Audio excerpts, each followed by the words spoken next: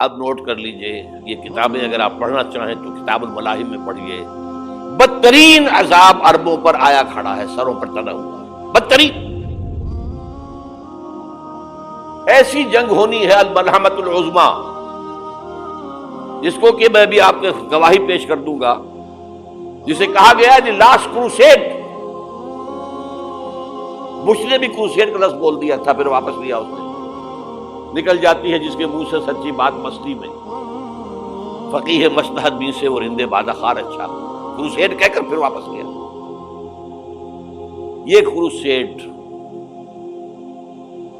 اس کے اوپر جس قدر نقصان ہونا ہے عربوں کا، گریٹر اسرائیل بنے گا، یہ عراق، شام، اردن، سعودی عرب کا کچھ شمالی علاقہ، ترکی کا جنوبی علاقہ، مصر کا صحرائے سینا، اور اس کے ساتھ ہی جو بہترین اس کا زرخیز ترین علاقہ ڈیلٹا آف نائل، یہ سب یہودیوں کے قبضے میں جائے گا۔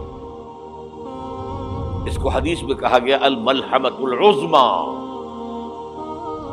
عیسائی 80 علم لے کر ہے مسلمانوں تم پر حملہ آور ہوں گے، اور ہر علم کے نیچے 12,000 فوج، 9.5 لاکھ فوج۔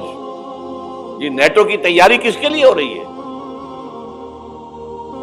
جب یو ایس ایس آر کا خاتمہ ہوا تو پوچھا گیا تھا نیٹو چیف سے، اب کس لیے؟ تمہارا وہ دشمن تو ختم ہو گیا، اب ہمیں اسلامک فنڈامنٹلزم سے نمٹنا ہے۔ تو جانتے ہیں خطرہ یہی ہے، اب اسلام ابھر سکتا ہے، مسلمانوں کے سینوں کے اندر وہ آگ ہے،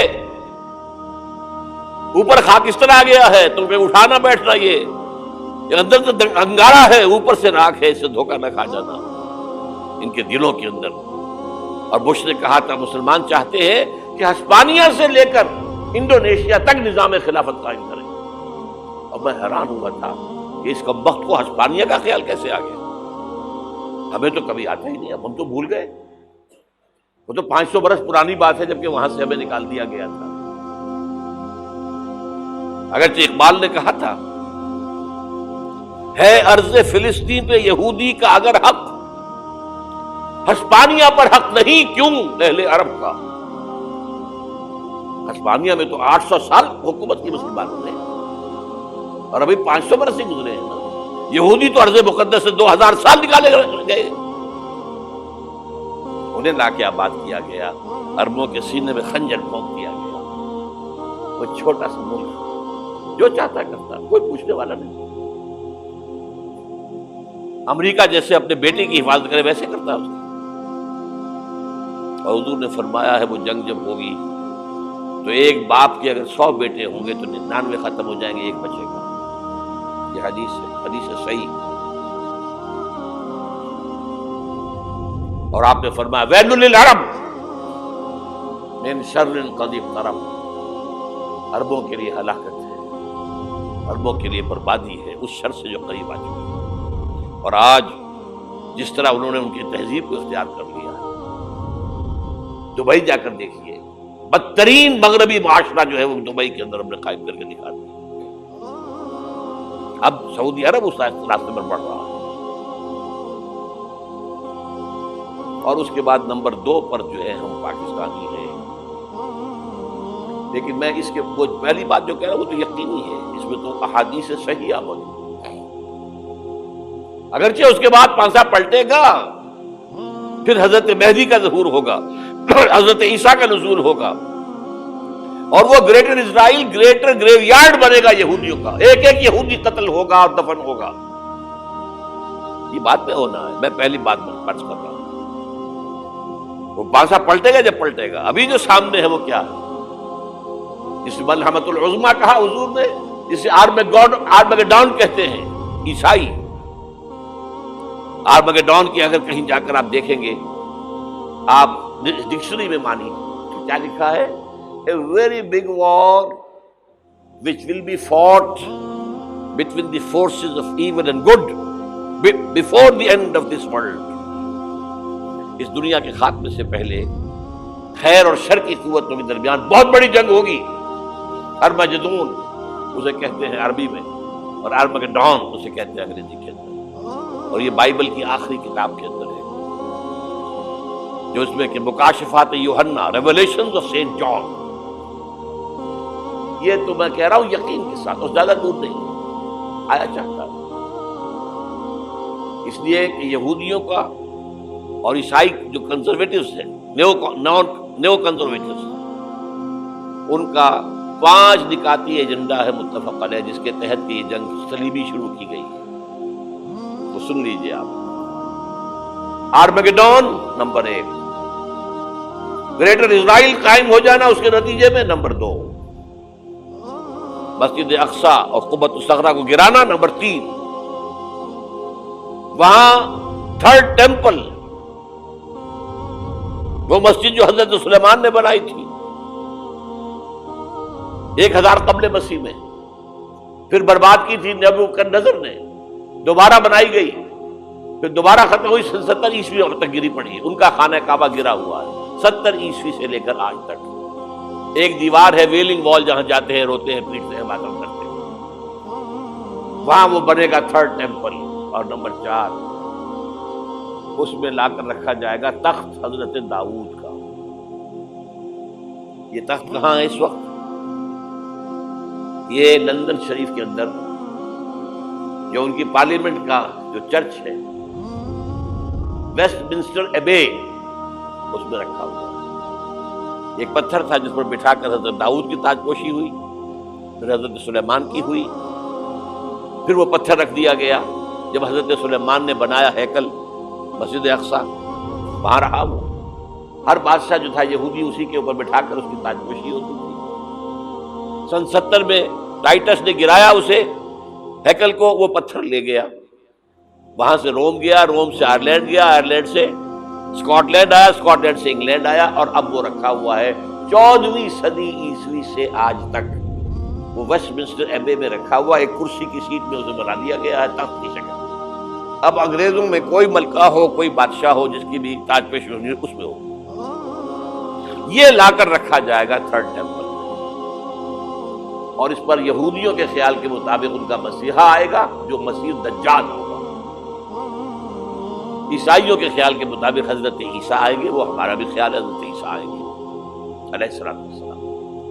بہرحال یہ تو بات کی باتیں ہیں نا. اس وقت جو میں عرض کر رہا ہوں، عربوں پر بہت بڑا عذاب، اور پاکستان کا معاملہ البتہ یہ ہے، میں یقین سے نہیں کہہ سکتا. ہینگنگ ان دی بیلنس، ہو سکتا ہے اللہ تعالیٰ ہم پر رحم فرمائے، ہو سکتا ہے، اگرچہ اس کی کچھ شرائط ہو. چمن کے مالک اگر بنا لیں موافق اپنا شعار، اب بھی چمن میں آ سکتی ہے پلٹ کر چمن سے روٹھی بہار، اب ہو سکتا ہے. اور یہ بھی ہو سکتا ہے کہ اللہ تعالیٰ نے معجزانہ طور پر ہمیں ملک دیا، ہم نے اللہ سے بدعہدی کی، وعدہ خلافی کی، غداری کی، لہذا سزا دی جائے اور ہم سے یہ ملک چھین لیا جائے. It's just possible. دور نہ سمجھے، انہونی بات نہ سمجھے. جو گھیراؤ ہو رہا ہے آپ کے مغرب میں نیٹو فورسز اور مشرق میں بھارتی فورسز گدھوں کی طرح بیٹھے ہوئے انتظار کر رہے ہیں پاکستان اور ڈسٹیبلائز ہو جائے، یہاں اور بدامنی ہو جائے. اب لاہور میں پھر آج دھماکے ہو گئے ہیں. 2 دن پہلے کا دھماکہ میں سہ کے آیا ہوا ہوں، آپ کے سامنے بیٹھا ہوں. وہ جانیں بچی ہیں جو ہماری اکیڈمی کا حشر ہوا، وہ میں آپ کو نہیں بتا سکتا. یہ سارا کیوں ہو رہا ہے؟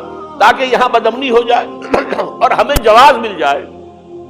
مغرب سے نیٹو فورسز داخل ہو جائیں، مشرق سے بھارتی فورسز آ جائیں اور ہمارے ایٹمی دانت توڑ کر اور پھر ہمیں بھارت کے سامنے ڈال دیا جائے. نو ڈو ایز یو لائک.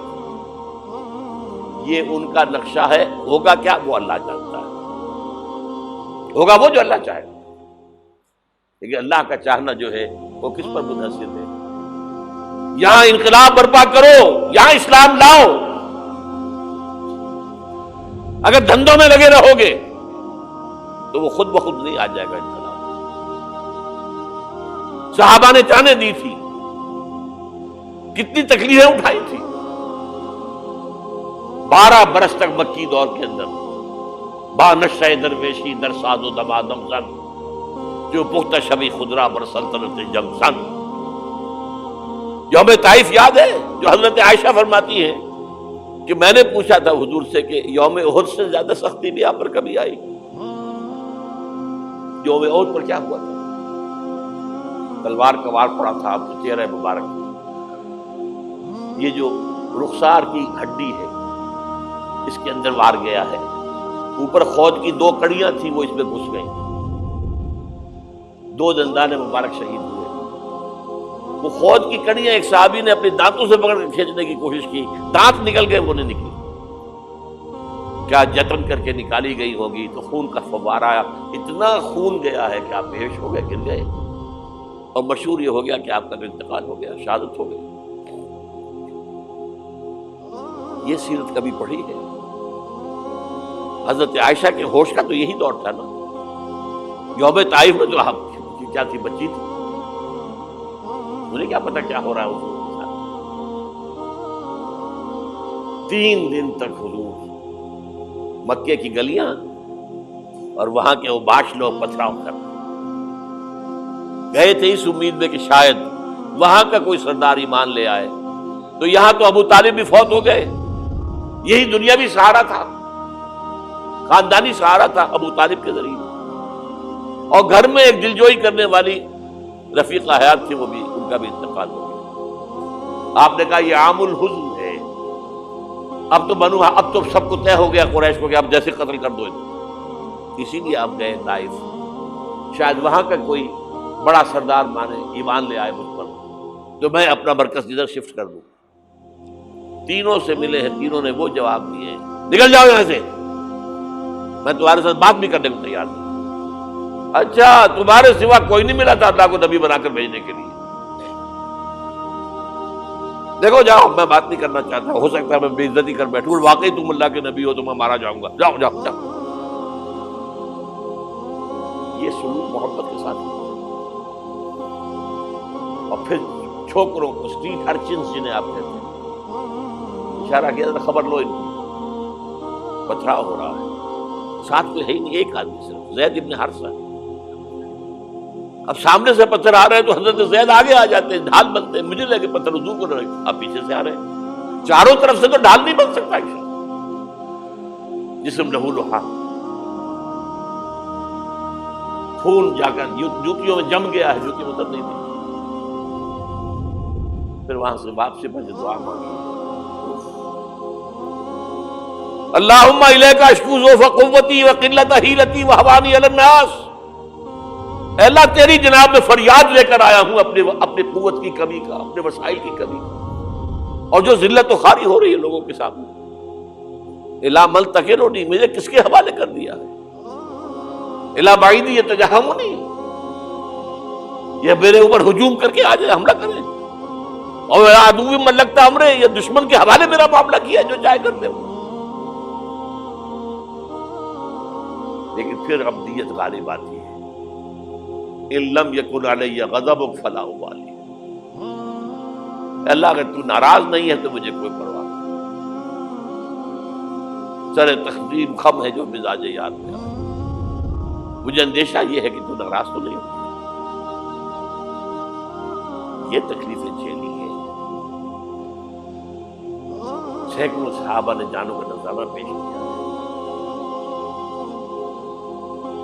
احزاب کی جنگ میں فاقوں پر فاقے ہو رہے تھے، اور ان فاقوں کی حالت میں خندق کھودنے کا حکم ملا ہے، لوگوں کی کمریں دوہری ہو رہی ہیں، پتھر باندھے ہیں اپنے پیٹوں سے، اپنے چادروں کے ساتھ کس کر کمر دوہری نہ ہو جائے، اور جب صحابہ کدالیں چلا رہے ہیں تو کیا کہہ رہے ہیں، نحن الذین بایعوا محمدا علی الجہاد ما بقینا ابدا، اللہم لا عیش الا عیش الاخرہ۔ صحابہ کہتے تھے ہم وہ لوگ ہیں جنہوں نے محمد سے بیعت کی ہے کہ جہاد کرتے رہیں گے جب تک جان میں جان نکل جائے تو بات اور، جان ہے، چاہے ابھی بھوک سے کمر دوڑی ہوئی جا رہی، جان تو ہے۔ اور ایک دفعہ کہتے تھے اللہم لا عیش الا عیش الاخرہ، اللہ عیش، زندگی تو آخرت کی زندگی ہے۔ اور حضور فرماتے تھے، حضور کے بیٹھے ہوئے نہیں تھے گاؤں تکیہ لگا کر، پتھر اٹھا اٹھا کر خندق میں چلے جا کے باہر پھینک رہے تھے، جب صحابہ کہتے ہیں اللہم لا عیش الا عیش الآخرہ، حضور فرما رہے ہیں فاغفر للانصار والمہاجرہ، اے اللہ ان انصار اور مہاجرین کی مغفرت فرما دے۔